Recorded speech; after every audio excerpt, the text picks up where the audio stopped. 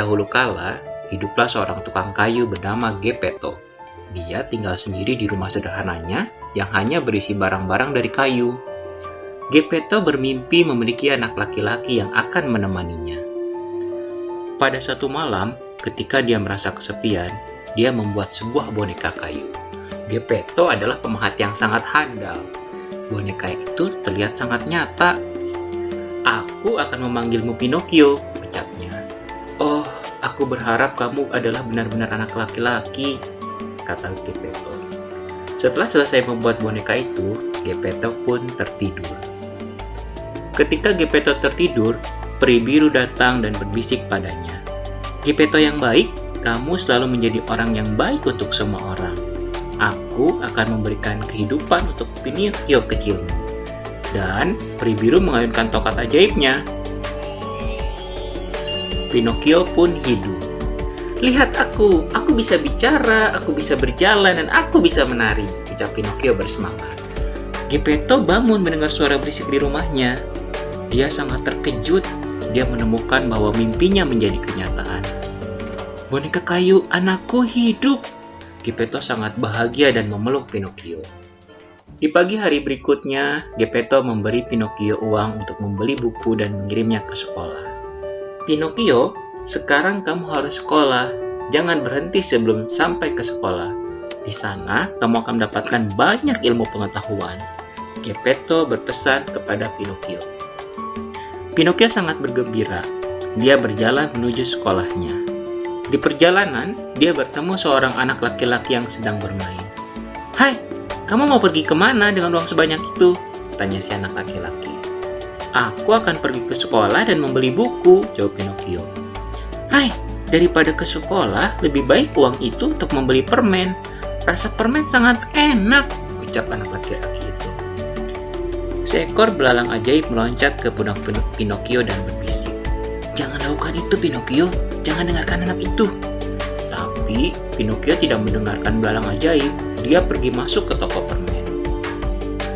"Apa semua uang ini hanya untuk permen?" pelayan toko bertanya kepada Pinocchio.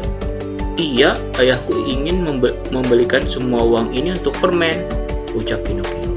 Tiba-tiba hidung Pinocchio bertambah panjang. Pada saat Pinocchio keluar dari toko, si anak laki-laki dengan cepat mencuri semua permen dari Pinocchio dan melarikan diri. Pinocchio telah ditipu. Belalang ajaib bertemu Pinocchio kembali. Dia bertanya kenapa uang Pinocchio berkurang. Pinocchio menjawab, "Uangnya jatuh dan hilang." Pada saat Pinocchio berbohong, hidungnya kembali bertambah panjang. Pinocchio pun melanjutkan perjalanannya ke sekolah. Di perjalanan, dia bertemu serigala dan seekor kucing. Mereka menegur Pinocchio. "Hai, kami akan mengajak kamu ke sebuah pertunjukan boneka. Kami punya satu tiket untukmu. Harganya sangat murah, hanya 5 koin."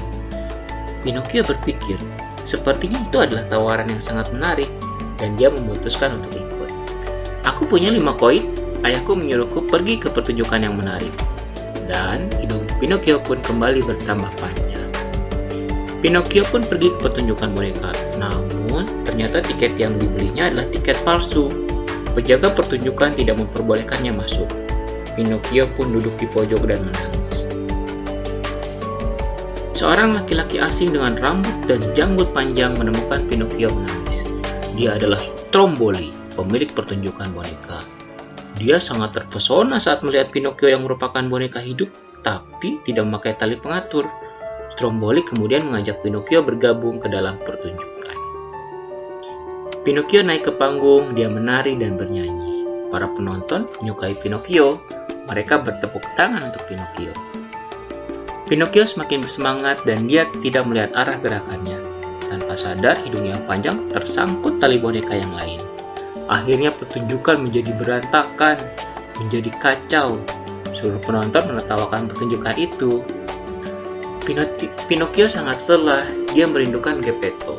Pinocchio pun meminta izin kepada Stromboli bahwa dia ingin pulang. Namun, ternyata Stromboli memiliki pendapat lain.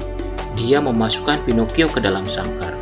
"Kamu milikku sekarang," kata Stromboli. Ketika Pinocchio duduk dan menangis dalam sangkar, belalang ajaib muncul kembali. "Lihat Pinocchio, jika jika kamu pergi ke sekolah seperti apa yang diminta oleh Geppetto, tentu kejadian ini tidak akan pernah terjadi. Dalang ajaib memberi kesempatan kedua untuk Pinocchio agar mau berubah. Dia dengan cepat pergi ke rumah Geppetto dan memberitahu apa yang telah terjadi pada Pinocchio. Segera Geppetto pergi ke pertunjukan boneka dan menyelamatkan Pinocchio dari sangkar Stromboli. "Pencuri, pencuri!" teriak Stromboli dan dia berlari mengejar Geppetto. "Boneka itu milikku!" teriaknya. Pinocchio berpikir cepat. Dia membuat jebakan sehingga Stromboli jatuh menimpa kotak boneka. Pinocchio dan Geppetto pun bisa pergi melarikan diri. "Oh Pinocchio," kata Geppetto, "lihatlah hidungmu. Itu yang akan terjadi jika kamu berbohong." Pinocchio sangat malu dan dia akhirnya memutuskan untuk selalu berkata jujur. Dan dia pun menepati janjinya, sehingga hidungnya mengecil dan kembali seperti semula. Dan akhirnya karena Pinocchio mengetahui kesalahannya dan mau berubah menjadi anak yang baik, Peri Biru memberi mantra sehingga Pinocchio menjadi anak laki-laki yang sesungguhnya. Geppetto dan Pinocchio pun hidup bahagia.